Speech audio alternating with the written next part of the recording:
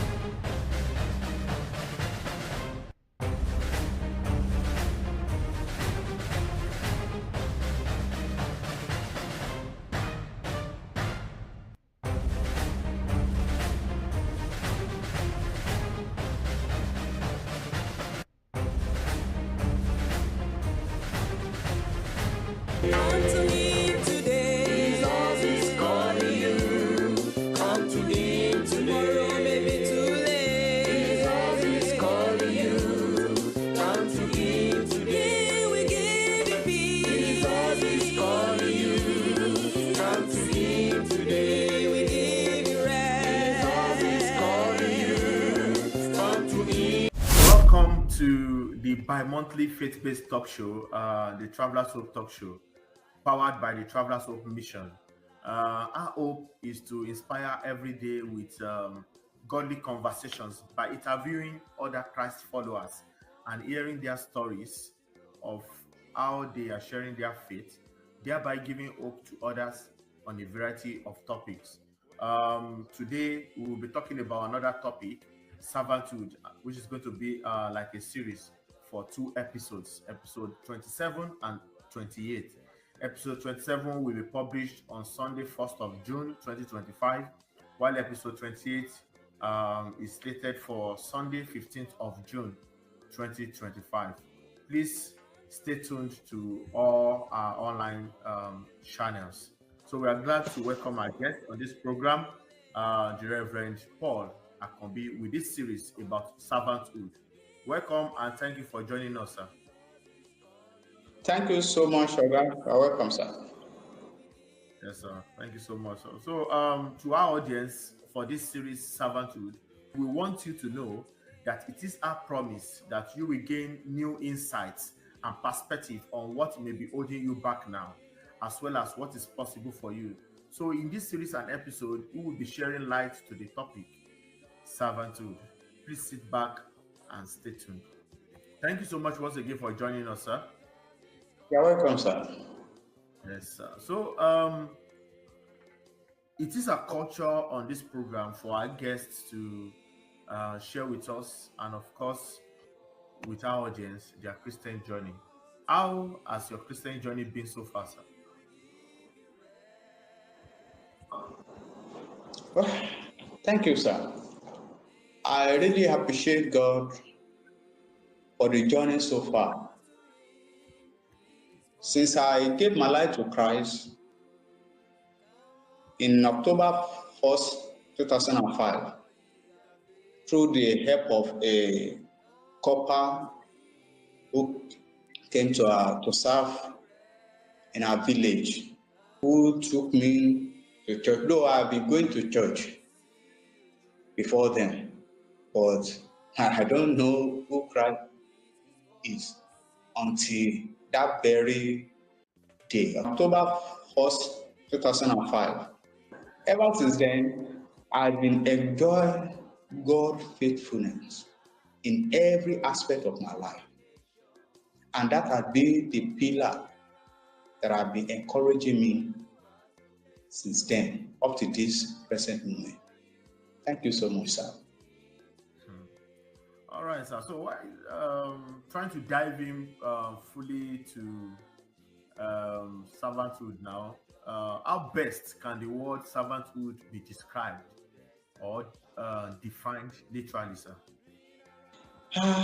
The word servanthood can literally be defined as the act of serving others with humility and willingly sacrifice one's own interests, status, or comfort for the benefit of others. When looking at the Greek concept of the word servanthood, it means diakonia, meaning service or ministry. So what we are talking about, service in the ministry. And let me quickly bring out a few points. The key aspect of servanthood. Number one, humility. Humility, that should be the number one. And as we can see in Philippians chapter 2, verse 1 to 30. Number two, selflessness. Serving others without expecting anything in return. As we can see in Mark chapter 9, verse 35. 3, obedience. This means following God's will and command, whether it's convenient or not. John chapter 12, verse 26. 4, love. This means demonstrating love for others through service. We need to demonstrate love for others through our service to all humankind. John chapter 13, verse 1 to 38. Final one on this, submission. Submitting to one another out of reference to Christ. Ephesians chapter 5, verse 21. Thank you so much, sir. All right, sir. We appreciate your definition about that term, servanthood. Now, we have been able to categorize servanthood into different sections. So we're going to talk about biblical servanthood now. What does the Bible teaches about servanthood, and how can we apply it in our lives? Then the second part, how did Jesus even model servanthood, and what can we really learn from his example? Thank you once again. In John chapter 13, verse 16 precisely, Jesus said, the servant cannot be greater than his master. The interpretation of this statement is that a servant must see himself one who is to follow the instruction of his master. 2, a servant must be humble enough to submit him or herself to the leadership of the one leading, meaning that you are not the one leading yourself. Someone is leading you, is giving you direction. So wherever he said you should go, that's where we should go. Whatever he said we should do, that's what we should do. Also, the story of Elisha in 1 Kings chapter 19, verse 19 to 21. This makes us to understand that Elisha is a well-do person in his profession. But when he received the grace to be a servant, he did not think or mind about his status. He forget everything. He dropped everything for Christ's sake, for the sake of the call that he had received through the grace of God. Now, likewise, we see Jesus who lived all his glory, and he came to this world to die for the sinner. Not minding his position in heaven, but he came down. And in the record, I could not find it out where Jesus walked against the will of his master. He followed the will of his master to letter, day by day, every day, till the last minute, as we can see in John chapter 17, verse 4, and John Gospel chapter 5, verse 19 to 20. So what the Bible teaches is that one must be ready to serve and not to be served. We must be ready. We must volunteer ourselves to serve others and not others to be serving us. 2, it teaches that one should serve in true love. When I say true love, unconditionally, whether it belongs to your family or not, whether you are going to same church or not, we must serve one another in genuine love. 3, it teaches that we should have compassion for others and serve them. This means we need to, focus on serving others and not for others to be serving us. And according to the question you have, the part B, how can we apply it in our daily life? I think,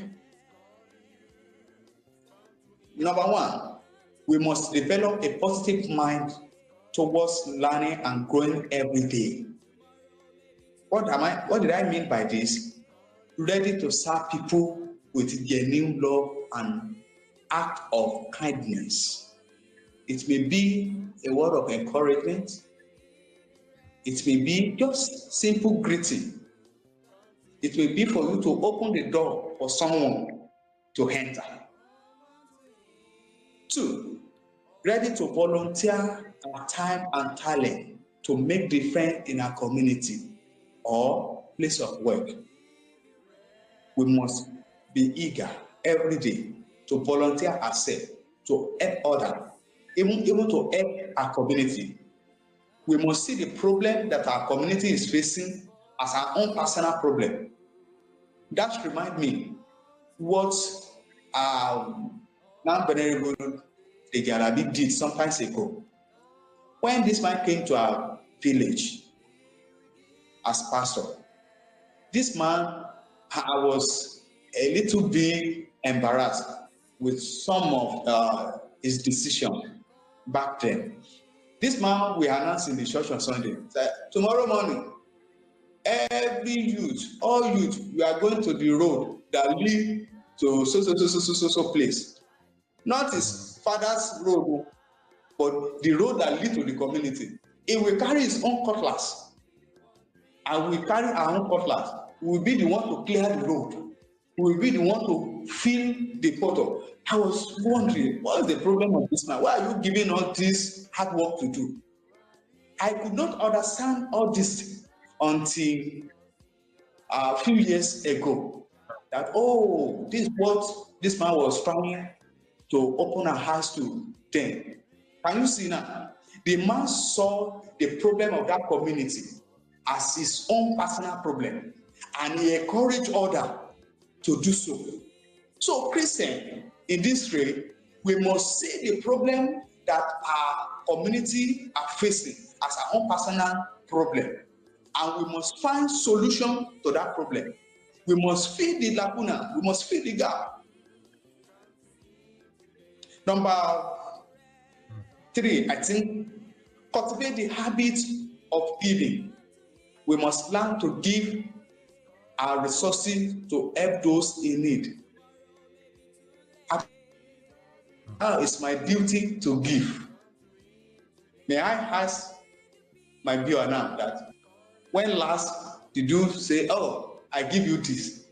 The little you have, share it with others. That is the principle of servanthood.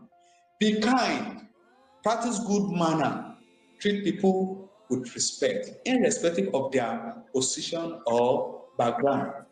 Don't think about their background. Don't even look at them that, this is less privileged. See them as your colleague. Flow with them. Bring yourself down to their level.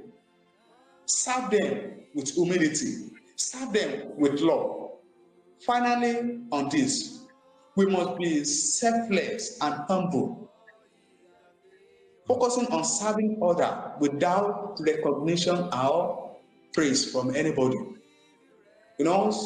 Some are serving others today so that people will recognize them. If they recognize you and everyone could not recognize you, such person is in trouble. So we must serve for everyone to recognize us, not even the people of this world. Not to receive praises from their own angle. Are you getting me, sir? Yes, sir. With you, sir. Because of the time, I think I should stop on that and move to the next level. And the part C of the question, if I get you clearly, you say, how did Jesus model servanthood, and what can we learn from his example? I think Yes, sir. Jesus modeled servanthood by not showcasing himself, but the Father who sent him. Throughout his lifetime, he did not showcase himself for once, but he was just busy trying every day to showcase his Father. He will always refer to him. At the tomb of Lazarus, Jesus demonstrated something there that gave me joy. He looked up to the Father. Say, you always hear me whenever I pray to you. Can you see? Not minding the congregation. I mean, the caliber of people around that surrounded him that day, but look on to his master. So likewise, we Christians in this journey, we must be looking unto Jesus as the author and the finisher of our faith.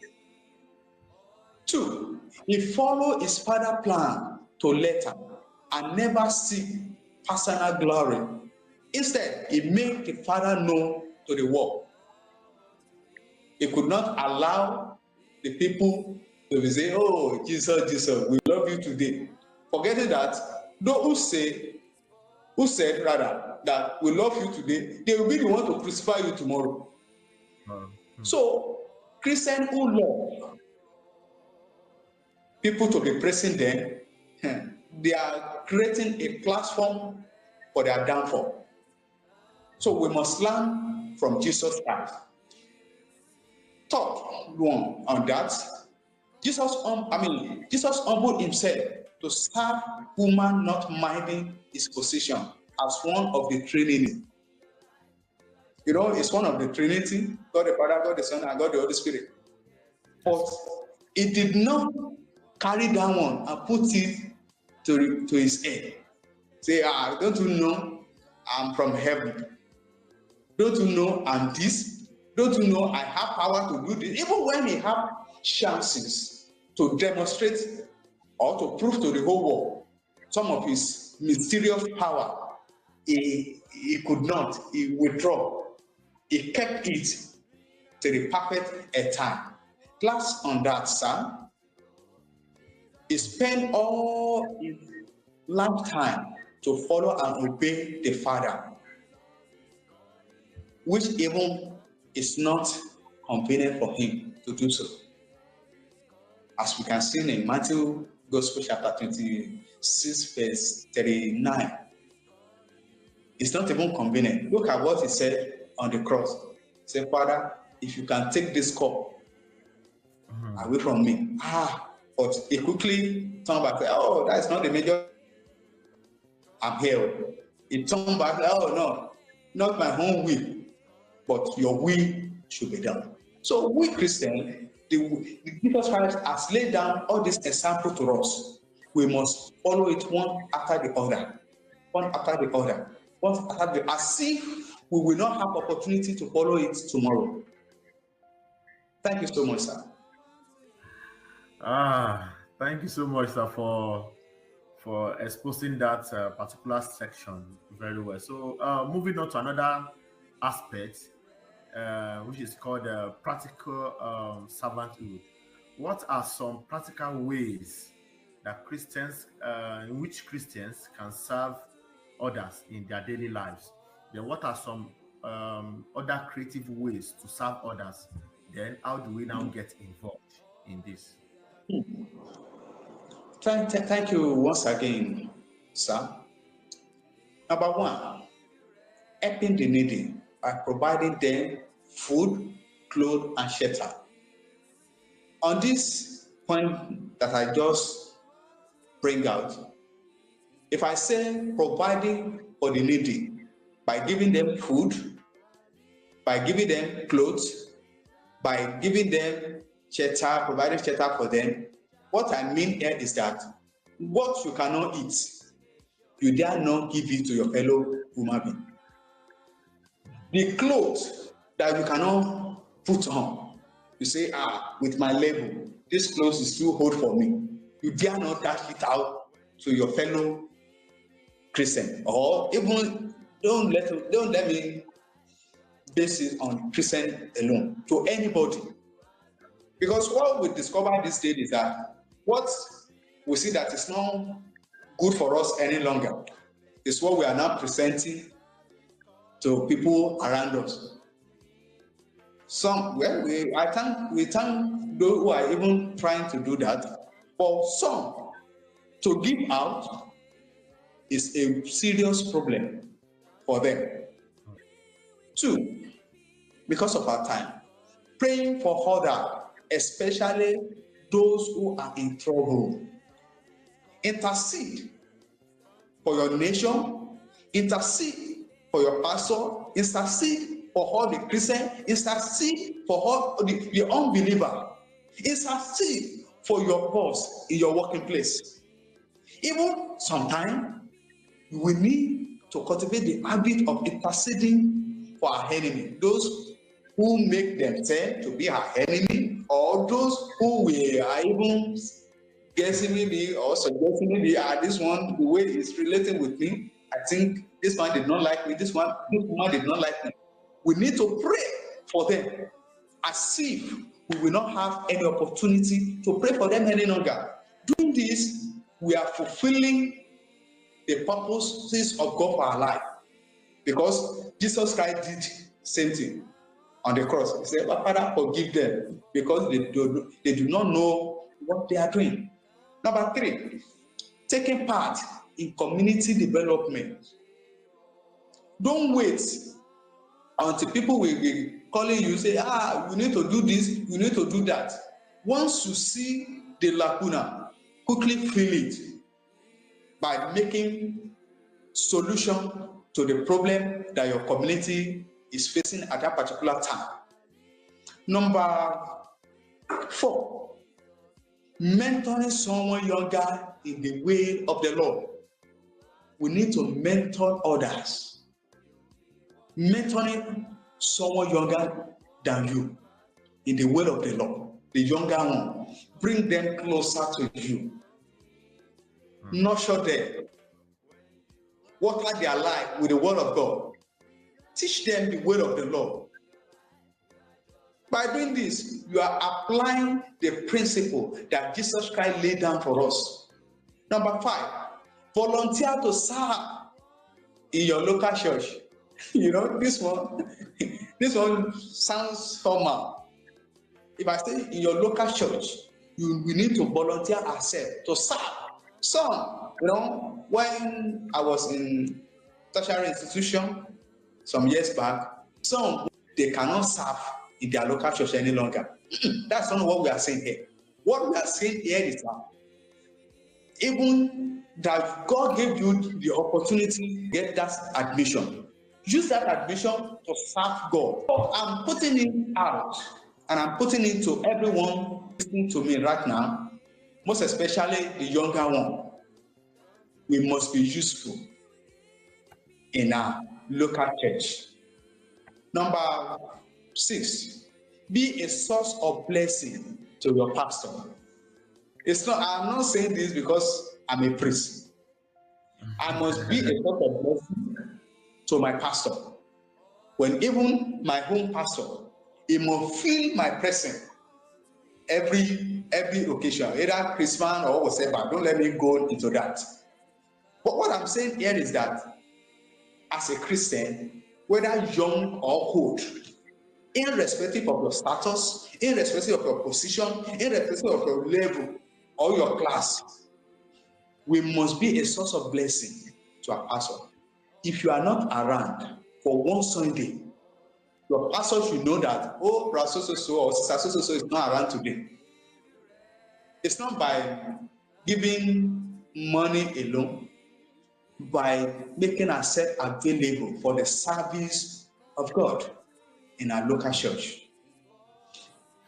Number 7, using your talent or gift to serve others. We must use our talents, our gifts, everything God has given to us. We must use it to serve others, one after the other, whenever we find ourselves in our school, in our streets, even in the bus sometimes. That should be the principle that we need to embrace at this time. Thank you once again, sir. Thank you so much for your time and the opportunity to have you to give details as far as these sections in these topics are concerned. We really appreciate you, sir. So to the category, yes, sir, to the category of servanthood and humility. We know you have spoken a whole lot about humility, but we cannot but still ask that how does this humility play a role in servanthood, and why is it essential? Then also, what are some ways Christians can communicate? What are some ways that Christians can cultivate humility and servant-heartedness? Thank you once again, sir. Yes, sir. Humility is a high commodity and a great virtue that everyone must possess. Must possess before we can make a good servanthood. We cannot dodge it. Once you don't have it, you are not in the line, and the train is moving. So it's either you have it and join the train, or failure to have it and the train will drop you. This servanthood is all about serving and obeying instruction. It takes only a humble mind to serve and obey instruction. You know that? Yes, sir. It takes a humble man. Now look at the way you are questioning me now. If I say, what is wrong with this now? At least take it easy now. But it takes commitment and humility to follow instruction one after the other. Now, one who is arrogant and put up cannot make a good servant. Can you get that, sir? Yes, sir. Someone yes, sir. who say, I'm this, I'm that. Don't you know I'm a PhD holder and so what in the house of God?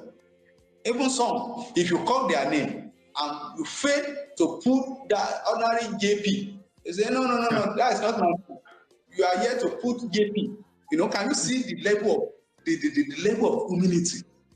But if it's a Christian who is humble enough, even if you don't even pronounce the name very well, once it will know that is the one we are talking to. Yes. So it takes a lot of humility. Now, let me continue. Some of the disciples of Jesus, people like Brad Peter, according to the study, is above Jesus in age. Yet, he obeyed and served him with his full capacity. He was older than Jesus, but he humbled himself to the last level to serve Jesus. I continue from there. So, one who is conscious of his or her status, class, or achievement will hardly be a good servant. We should have that one at the back of our mind. If I'm too conscious about my position, about my class, about my achievement, about all what God has done for me, forget sir, it will be hard for me to be a good servant. So I must first of all take away all my achievement. You are a controller general, so. But now you are here in this institution. Go and hang all those titles at the gate. That we are not going to deal with you based on that achievement. And that very day, I was looking at this brother. I said, so this brother could talk like this. Look at the way you reduce every one of us with just words of mouth. But when I sat down and I was regurgitating on what he said, I said, this man, he really make fun too. If we are not careful, we'll be saying, after all, I'm a graduate before coming here, and after all, I'm this outside. Most of those who that brother was addressing that day, they are married people. Those who are older to give birth to him. But that thing bring every one of us down. And that's how they train us throughout. That's where they started teaching us how a servant should behave in the community. Now, moving forward to the part of the question, you say, why is it essential? Abi? Yes, sir. Yeah. Why? I think, that's what I think I put it down here. It is essential because only a humble heart can obey instruction and yield to correction without feeling offended. 2, a proud person will always find it hard to learn. Because in the journey, we are learning every day. We are learning every day. Let's look at the third one. Lucifer lost his position as one of the archangels of God in heaven because his heart is put off and he starts feeling too big to be a servant, because he can sing. When he do like this, he sung. When he do like this, he sung. So he allowed that gift to enter into his brain, and he started reducing every day till the last minute of his life. So if you are too big to serve, you are too small to live. That is the summary that I can put under that one. I just saying that said, if you are too big to serve others, meaning that you are too small to do what? To live. So we must cultivate this habit of serving others in the journey. Even those who don't even know, serve them. And don't expect them to serve you back.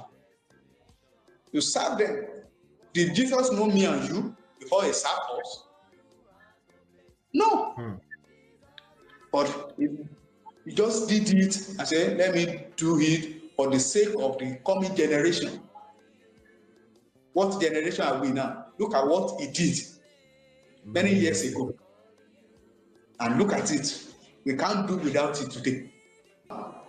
Following Christ's pattern. The pattern, we must follow it one after the other. He has laid down a lot of things. We don't need to bother ourselves. Just move in the line. Though it may be difficult sometimes, but make it the habit, your habit, to do what? To follow the line. 2, understand that in Christendom, nobody is too small or big to serve. Nobody is what? Too small or too big to serve. Number 3, understand that service is an opportunity from God to us. It's a serious opportunity, a big opportunity. Which opportunity? Given to us from God to serve. Number 5, realizing that service with humility is a pathway to greatness. That's why our country is like it today. We need to realize that by the time you make yourself available to serve others, you are, you are making way for yourself. The more you serve others, the more God will be lifting you up. The more God will be elevating you. The more God will be creating platform for others to serve you unknowingly. You see, the last point that I'm about to say now, we need to take it seriously. This last point, we need to take it seriously. We need to understand, and this is the point, last but not the least on this, we need to understand the fact that any service rendered to God or woman will be, with the mindset of seeking recognition and praise. It's not acceptable to God. Any service I'm rendering to you or to God to seek recognition from people around me or in my church or anywhere, it's not acceptable. Though people may be saying, "Oh, Sandaki, you did well. You are a good man. I like the way you did it. I like the way you are doing." You need to wash your back. It's not acceptable to God. So we should learn that. Thank you so much. Because of our time, don't let me go far. Yes, thank you so much for that, sir. We really appreciate your time once again. So we want to talk about servanthood in ministry now. Servanthood in ministry. How can Christians serve in ministry contests such as churches or missions? What are some ways Christians can support and encourage one another in ministry? Okay. Well, Christians can serve in ministry contexts such as churches or mission in some way that I'm about to mention. Come on to him, all ye that